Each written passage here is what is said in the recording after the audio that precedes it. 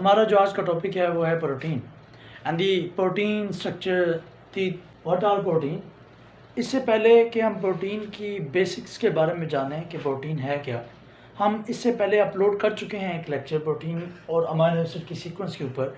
हम different type of protein के बारे में बात कर चुके हैं, मगर हम यहाँ जस्ट बात करेंगे टाइप्स ऑफ प्रोटीन की। प्रोटीन की टाइप्स है क्या और कितनी है ये हम जानते हैं। मसलन हम बात कर रहे हैं structure and level of organization में प्राइमरी स्ट्रक्चर ऑफ प्रोटीन की। बेसिकली जो प्राइमरी स्ट्रक्चर है हम उसको प्राइमरी स्ट्रक्चर क्यों कहते हैं, हम आगे जाके इसको वन बाय वन हेडिंग के एतबार से देखेंगे। बट यहाँ हम सिर्फ ये बात करेंगे हिरार्की ऑफ प्रोटीन के बारे में बात करेंगे कि सिंपल से कम्प्लेक्स की तरफ हमने जाना है। तो ये जो सिंपल और कम्प्लेक्स है, जो हिरार्की है, जो स्ट्रक्चर है, ये क्या डिस्क्राइब करता है? ये डिस्क्राइब करता है कि सीक्वेंस ऑफ अमीनो एसिड। ठीक है, तो हम बात करेंगे यहाँ पर सिंपल से कम्प्लेक्स जो स्ट्रक्चर है या हिरार्की है, इसमें हम बात करेंगे सीक्वेंस ऑफ अमीनो एसिड के बारे में बात करेंगे। अमीनो एसिड्स के बारे में बात करेंगे। स्टूडेंट्स, अगर हम अमीनो एसिड के बारे में जानना चाहें तो आप मेरा पहले वाला जो इससे पहले हम एक वीडियो लेक्चर रिकॉर्ड करके आपको बता चुके हैं, मगर for the sake of revision वो will describe only here the structure of amino acid. आपने सिर्फ ये जानना है कि हमारे पास जो अमीनो एसिड है उसका बेसिक स्ट्रक्चर क्या है। हम पहले इसको तसल्ली से देख लेते हैं, फिर इसी की सीक्वेंस की बुनियाद पर और इसी के कंसेप्ट की बुनियाद पर कि किस तरह से one amino acid another amino acid के साथ बॉन्ड बनाता है और फिर वो बॉन्ड किस लेवल का होता है, कोवलेंट होता है, नॉन कोवलेंट होता है, हाइड्रोजन बॉन्डिंग होती है। और इसके अलावा हम स्केलेटन ऑफ अमीनो एसिड की बात करेंगे, तो वो आप समझ लें। देन हम इंशाल्लाह बात करेंगे प्राइमरी स्ट्रक्चर क्या है, सेकेंडरी स्ट्रक्चर क्या है, टर्शियरी स्ट्रक्चर क्या है एंड क्वाटरनरी स्ट्रक्चर क्या है। Number one, amino acids are building blocks, they are basic structural and functional unit of amino acid. तो हम जानते हैं कि ये basic structural and functional unit हैं और इसी बुनियाद पर हम इसे नाम देते हैं बिल्डिंग ब्लॉक।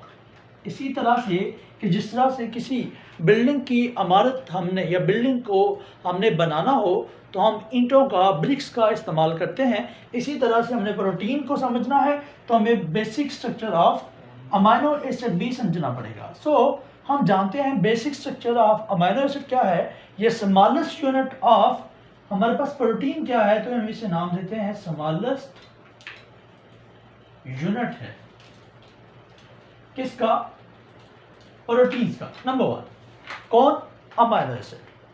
इसी तरह से amino acid, smallest amino acid और basic structural and functional unit of protein is amino acid. So हमारे पास अमीनो एसिड की बहुत ज़्यादा इंपॉर्टेंस है, स्मॉलेस्ट यूनिट की बहुत ज़्यादा इंपॉर्टेंस है। इसी की सीक्वेंस की बुनियाद पर हम देखेंगे कि ये प्राइमरी स्ट्रक्चर कैसे बनाता है, सेकेंडरी स्ट्रक्चर कैसे बनाता है, टर्शियरी एंड क्वाटरनरी स्ट्रक्चर किस तरह से वजूद में आते हैं। नंबर वन, बिल्डिंग ब्लॉक के बारे में बात करें तो हमारे पास टोटल जो नंबर ऑफ अमीनो एसिड हमारी बॉडी में वन सिंगल मेमेलियन सेल के अंदर होते हैं, 170 different type of amino acid हमारी बॉडी में वन मेमेलियन सेल के अंदर हमें मिलते हैं। किसके अंदर, मैमल का जो सेल होता है, मेमेलियन जो सेल होते हैं, इनके अंदर हमें ये 170 different type of amino acid नजर आते हैं। ठीक है, सिंगल मेमेलियन सेल के अंदर। ठीक है, अब ये जो 170 different type of amino acid है, इनमें हमें जो 20 टाइप ऑफ अमीनो एसिड है वो एसेंशियल नजर आते हैं, जो बेसिक बिल्डिंग ब्लॉक्स नजर आते हैं, जो कि हमारी प्रोटीन्स का हिस्सा है, बेसिकली मेमेलियन सेल्स की प्रोटीन का हिस्सा है। ओवरऑल जो हमारे पास अमीनो एसिड की जो तादाद है वो 170 डिफरेंट टाइप्स हैं। इनके अंदर जो 20 टाइप ऑफ अमीनो एसिड हैं उसमें से 10 ऐसे हैं जिन्हें हम नाम देते हैं एसेंशियल एंड 10 ऐसे हैं जिन्हें हम नाम देते हैं नॉन एसेंशियल। ऐसे अमाइनो एसिड जिनको हमारी बॉडी बना सकती है, या यानी कि जो अब डाइट में हमें लेना ज़रूरी नहीं है, उनको हम नाम देते हैं क्या? Amino acid. कौन से वाले? ऐसे अमाइनो एसिड जो कि हमारी बॉडी बना सकती है उन्हें हम नाम देते हैं नॉन एसेंशियल, और ऐसे अमाइनो एसिड जो हमारी बॉडी नहीं बना सकती उसे हम नाम देते हैं एसेंशियल। इनके बारे में बात करते हैं कि बाद में बात करेंगे कि एसेंशियल अमाइनो एसिड क्या होते हैं, नॉन एसेंशियल। बट यहाँ पर हमारा जो टॉपिक है वो है structure and level of organization of protein. Amino acid, single amino acid में हमारे पास 4 टोटल कंपोनेंट होते हैं। एक है अमाइन ग्रुप, नंबर 1। नंबर 2 जो है वो है हमारे पास हाइड्रोजनल ग्रुप, एंड नंबर 3 हमारे पास क्या है, कार्बोक्सिल ग्रुप, एंड नंबर 4 हमारे पास है, ये क्या है, अल्काइल ग्रुप है। ये नंबर 1, ये नंबर 2, हाइड्रोजन हमारे पास नंबर 2 आ जाएगा, और ये जो कार्बोक्सिल ग्रुप है ये हमारे पास नंबर 3 आ जाएगा। तो आपने इसको याद रखना है कि टोटल जो कंपोनेंट हैं किसी भी अमाइनो एसिड के वो हैं 4। अब 4 जो ग्रुप हैं इसमें 5वां जो कार्बन एटम, इसे हम नाम देते हैं अल्फा कार्बन। क्या नाम देते हैं हम इसे? हम इसे नाम देते हैं अल्फा कार्बन, और केमिस्ट्री की, बायोकेमिस्ट्री की जुबान में इसे हम कायरल कार्बन भी कहते हैं। तो यहाँ पर हमारे पास अल्फा कार्बन है, और क्यों अल्फा कार्बन है? Because it is at the place of और number of 1, so that's why this is called alpha carbon. Next देखते हैं अल्काइल ग्रुप की बात करते हैं। ये भी नॉन वेरिएबल है। अमाइनो ग्रुप या अमाइन ग्रुप जो है वो क्या है, नॉन वेरिएबल है। हाइड्रोजन ग्रुप क्या है, ये भी हमारे पास नॉन वेरिएबल है। कार्बोक्सिलिक ग्रुप जो है वो भी नॉन वेरिएबल है। बट जो हमारे पास अल्काइल ग्रुप है इट इज अ वेरिएबल।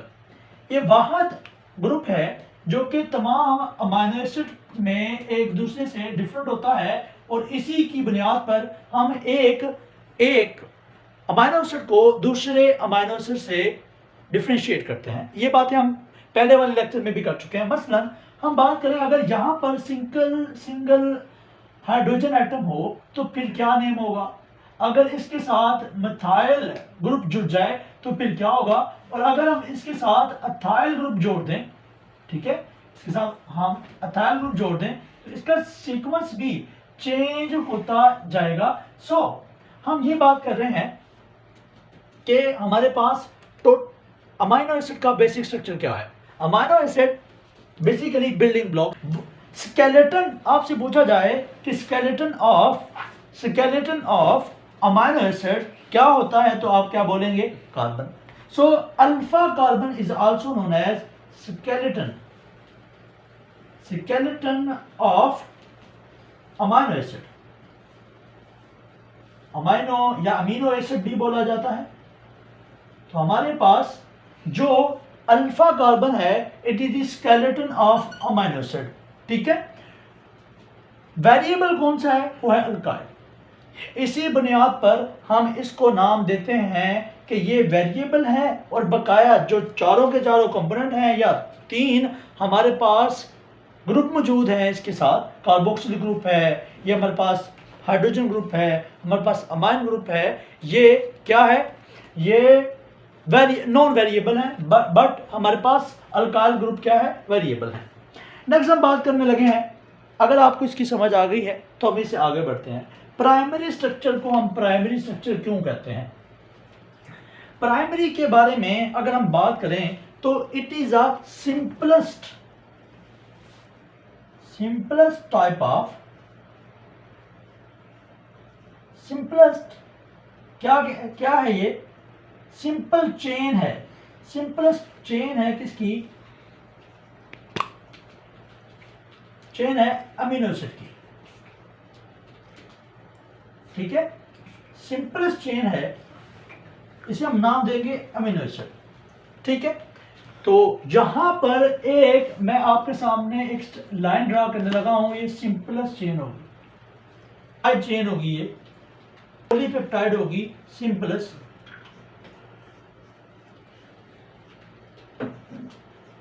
ठीक है।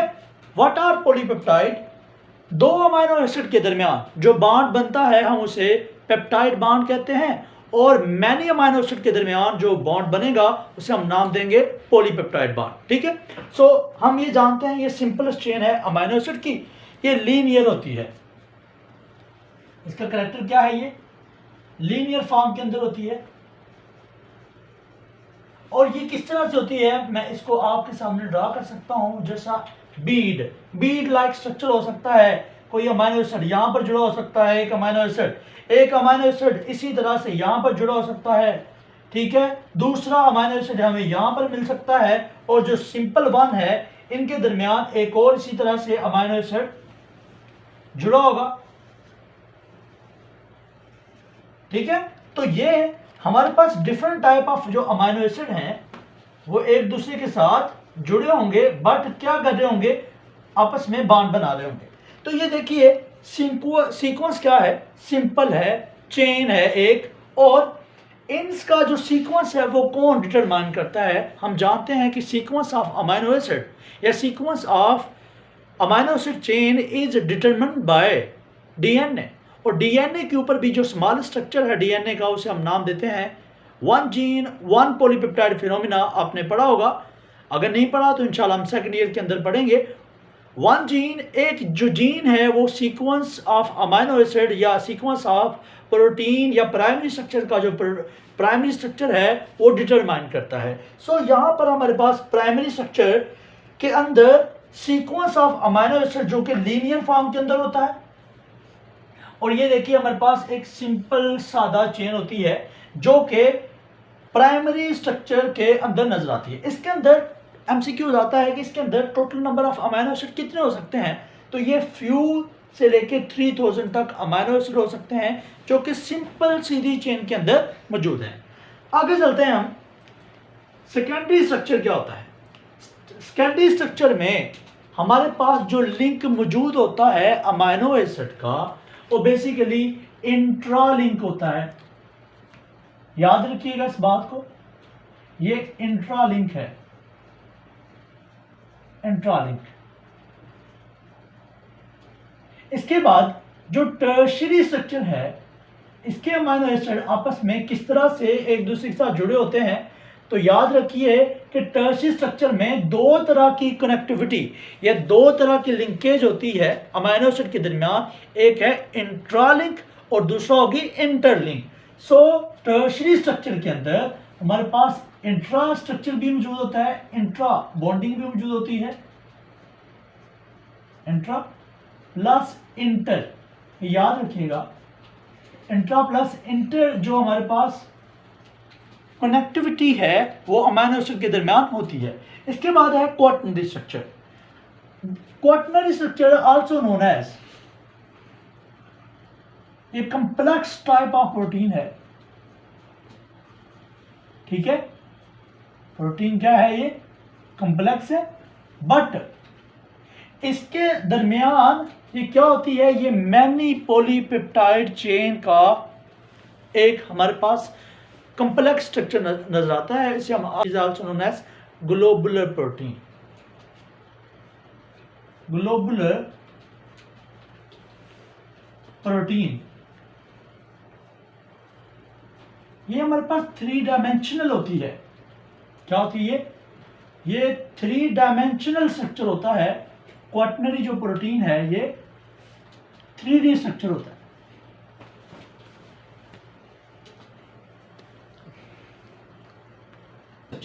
सेकेंडरी स्ट्रक्चर की क्या पहचान है, इसमें हम इसकी एग्जांपल कौन सी हैं, तो हमारे पास अल्फा हेलिक्स, देखिए हमारे पास जो अल्फा हेलिक्स है एंड बीटा प्लेटेड शीट को हमारे पास एग्जांपल है किसकी, सेकेंडरी स्ट्रक्चर्स की। हम इनको किस तरह से पहचान सकते हैं कि जो अल्फा हेलिक्स है वो अल्फा हेलिक्स कैसे हैं एंड बीटा प्लेटेड शीट क्यों है। पहली तो बात, ये दोनों एग्जांपल्स हैं हमारी सेकेंडरी स्ट्रक्चर की।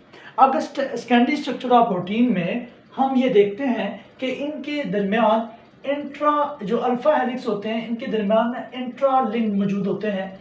क्या इंट्रा लिंक है, ऑक्सीजन एंड हाइड्रोजन। ये बेसिकली 2 तरह के एटम हैं जो कि आपस में बॉन्ड बनाते हैं।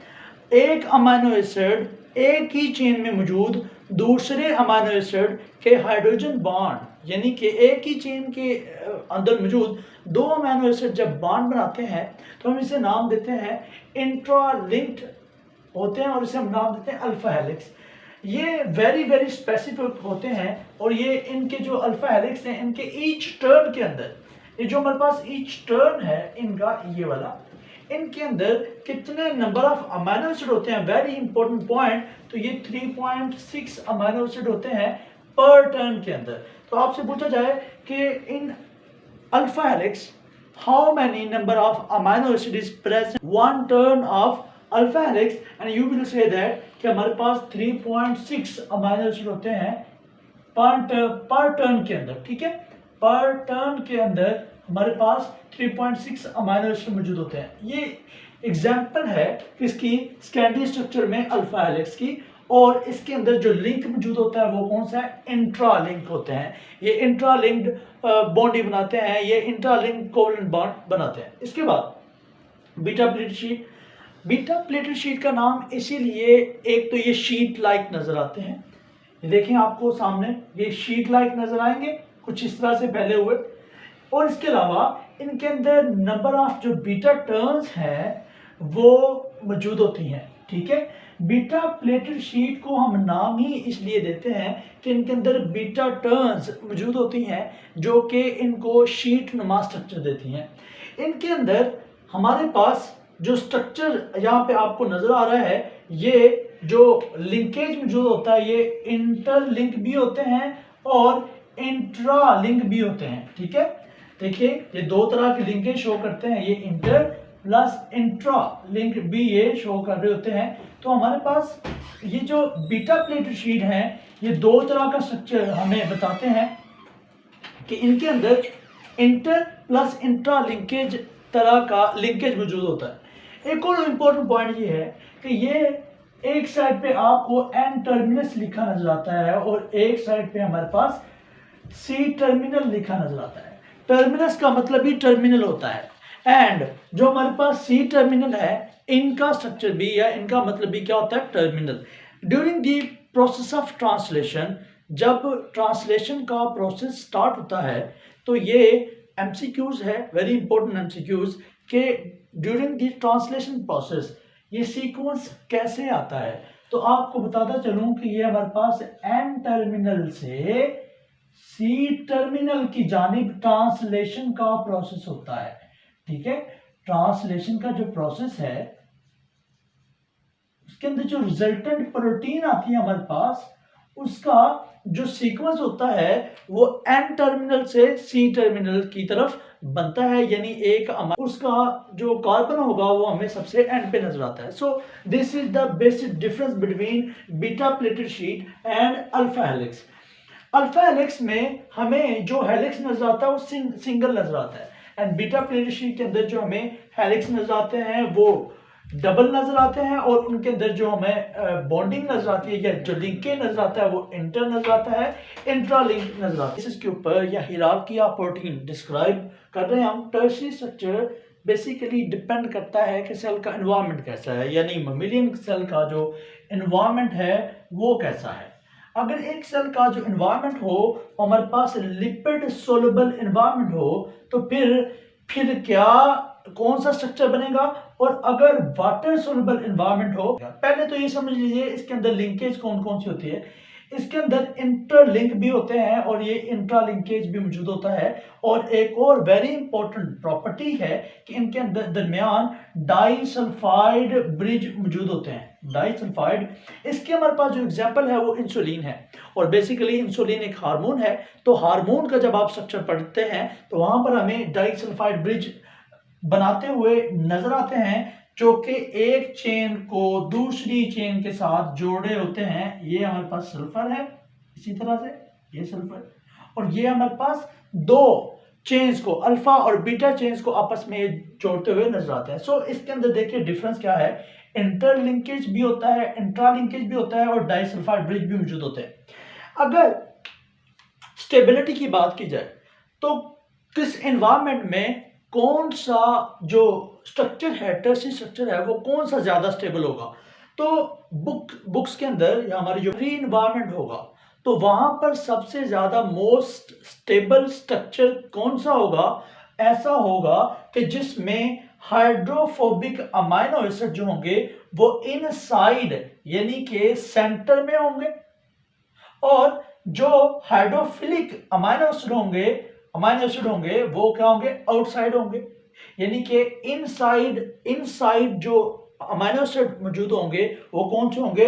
हमारे पास हाइड्रोफोबिक। एंड जो आउटसाइड मौजूद होंगे यानी बाहर की सतह पर, सरफेस में, जहां पर वो वाटर को, लेट्स सपोज यहां पर हमारे पास आउटर सरफेस है तो यहां पर हमारे पास वाटर है ना, तो यहाँ हाइड्रोफिलिक होंगे या हाइड्रोफोबिक? जी हाँ, यहाँ पर हमें हाइड्रोफोबिक नजर आएंगे, क्योंकि अगर सेल का जो इन्वायरमेंट है वो कौन सा है?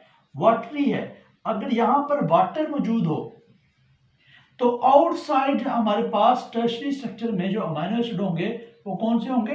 हाइड्रोफोबिक। लेकिन इनसाइड हमारे पास अमाइनो एसिड होंगे टर्शरी स्ट्रक्चर में, वो कौन से होंगे? हाइड्रोफिलिक अमाइनो एसिड होंगे। मोस्ट स्टेबल स्ट्रक्चर वही वाला होगा जिसके अंदर ये कंपोजिशन होगी। अब एक सवाल आपके जहन में आ रहा होगा कि ये हाइड्रोफोबिक और हाइड्रोफिलिक अमाइनो एसिड क्या होंगे? हाइड्रोफोबिक, आप सुन लीजिए, हाइड्रोफोबिक अमाइनो एसिड ऐसे अमाइनो एसिड होते हैं जिनके ऊपर पोलर होते हैं, जिनके ऊपर कोई ना कोई चार्ज मौजूद होता है। बट हाइड्रोफिलिक अमाइनो एसिड के ऊपर कोई चार्ज मौजूद नहीं होता। जब कोई भी चार्ज मौजूद नहीं होगा सो ये और ये वाटर लविंग होंगे और पानी के साथ पानी में इजीली सोल्युबल हो जाएंगे। सो ऐसी प्रोटीन जिसके पास non polar hydrophilic amino acid होंगे वो इजीली सोल्युबल हो जाती है। और इसी तरह से हाइड्रोफोबिक का जो अमाइनो एसिड होंगे उनके ऊपर चार्ज होता है, वो वाटर को हेट करते हैं, वाटर का जो रिपेल करते हैं। सो दैट्स वाई प्रोटीन अपना टर्शरी स्ट्रक्चर बनाने में कामयाब रहती है इस अरेंजमेंट की वजह से और डाइसल्फाइड ब्रिज की वजह से। तो ये हमारे पास टर्शरी स्ट्रक्चर था। अब हम आगे की जानिब यानी कि क्वाटरनरी स्ट्रक्चर के बारे में बात करेंगे। क्वाटरनरी स्ट्रक्चर बेसिकली एक ग्लोबुलर स्ट्रक्चर है और ये different type of polypeptide chains का बना होता है। ठीक है, दोबारा से सुनिए, क्वाटरनरी स्ट्रक्चर क्या है? क्वाटरनरी स्ट्रक्चर क्या होता है? ये हमारे पास ग्लोबुलर प्रोटीन्स भी कहते हैं हम इसे। इसके अंदर 3 तरह की इंटरेक्शन मौजूद होती हैं जिन्हें हम नाम देते हैं।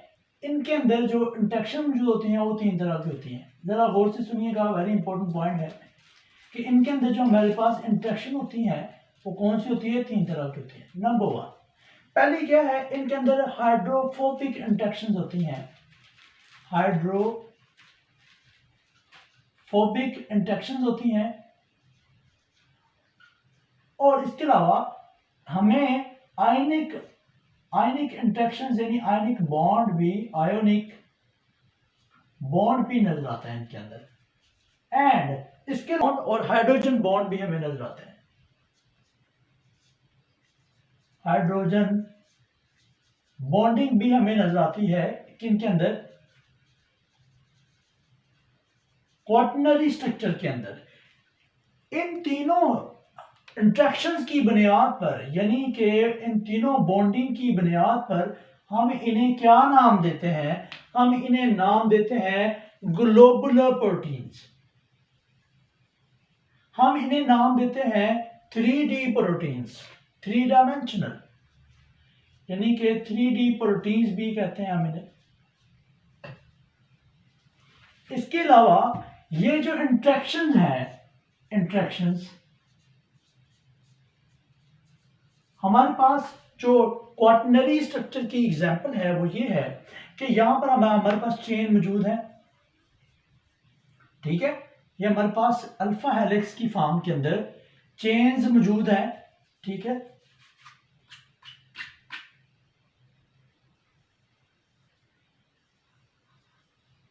एक चेन, इसी तरह से हमारे पास दूसरी चेन मौजूद है।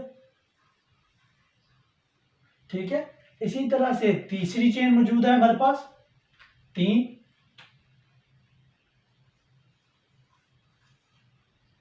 इसी तरह से ये हमारे पास चौथी चेन मौजूद है। 4 तरह की चेन्स हमारे पास यहाँ पे ये मौजूद है। तो ये जो स्ट्रक्चर है जो कि आपस में लिंक्ड है, ठीक है, ये स्ट्रक्चर क्या है, ये आपस में इस तरह से लिंक्ड होता है। तो ये हमारे पास 3 डायमेंशनल ग्लोब स्ट्रक्चर बनाता है। कौन सा स्ट्रक्चर बनाता है? 3 डायमेंशनल ग्लोबुलर स्ट्रक्चर बना रहा होता है। कौन? प्रोटीन्स का जो 3D स्ट्रक्चर है सर, उसे हम क्या नाम देते हैं? इसे हम नाम देते हैं क्वाटर्नरी स्ट्रक्चर, ठीक है। ये इसे हम 3D स्ट्रक्चर भी कहते हैं। ये 3D जो स्ट्रक्चर है ये किस तरह से हमें नजर आता है? ये हमें 3 टाइप ऑफ बॉन्डिंग की वजह से नजर आता है। हाइड्रोफोबिक बॉन्डिंग की वजह से, आयनिक बॉन्डिंग की इंटरेक्शन वजह से, हाइड्रोजन बॉन्डिंग की वजह से हमें नजर आता है ग्लोबुलर स्ट्रक्चर नजर आता है, क्वाटर्नरी स्ट्रक्चर आता है। इसे हम मोस्ट स्टेबल स्ट्रक्चर भी कहते हैं। मोस्ट स्टेबल स्ट्रक्चर भी कहते हैं। ये जो स्ट्रक्चर है ये किस तरह से नजर आया? हमारे पास डिफरेंट तरह के पॉलीपेप्टाइड जो चेन होती हैं, मैनी पॉलीपेप्टाइड जो चेन्स होती हैं, चेन्स इसके अंदर मौजूद होती हैं। ये जो मैनी पॉलीपेप्टाइड चेन्स हैं ये 3 तरह के इंटरेक्शंस आपस में क्रिएट करती हैं, जिसको हम नाम देते हैं hydrophobic, ionic bond and hydrogen bonding. इस तरह से ये आपस में इंट्रा और इंटर जो इंटरेक्शन होती है, इंट्रा और इंटर लिंक क्रिएट करती हैं देन इस आपस में। और फिर हमारे पास मैनी पॉलीपेप्टाइड चेन्स का जो मजमूआ है वो हमारे पास 3D स्ट्रक्चर बनाता है, जिसे हम नाम देते हैं क्वाटर्नरी स्ट्रक्चर। तो देखिए हमने पहले बात की है प्रोटीन के बारे में। प्रोटीन बेसिकली अभी तक हमने प्रोटीन के बारे में पढ़ लिया। क्या आप जानते हैं कि प्रोटीन का मतलब क्या होता है? What that mean protein? आप में से अगर आप जानते हैं कि प्रोटीन का लफ्जी मतलब क्या है तो प्लीज कमेंट सेक्शन में अपना आंसर जरूर बताइएगा कि प्रोटीन लफ्ज किस जुबान से निकला है और इसके मतलब क्या होते हैं, ठीक है। यहां तक हमने बात की थी अमाइनो एसिड के बारे में बात की है हमने। डिग्री ऑफ जो स्ट्रक्चर ऑफ प्रोटीन है हमने उसके बारे में बात की है। हमने सिंपलेस्ट टाइप ऑफ प्रोटीन से स्टार्ट करके क्वाटर्नरी टाइप ऑफ प्रोटीन के बारे में बात की है। मजीद इंपॉर्टेंट एमसीक्यूज इसके बाद इसी से रिलेटेड मैं पूछूंगा। बेसिकली हमारे पास जो क्वेश्चंस आते हैं, अगर हम बोर्ड की बात करें तो डिफरेंस आता है प्राइमरी स्ट्रक्चर और क्वाटर्नरी स्ट्रक्चर में, क्या फ़र्क है। हमें इससे अगली वाली जो वीडियो बनाएंगे वो स्ट्रक्चर की बुनियाद पर जो रोल ऑफ प्रोटीन है वो इंशाल्लाह हम बनाएंगे। लाइक कीजिए, सब्सक्राइब कीजिए और अपने दोस्तों के साथ इसको शेयर कीजिए। Thank you.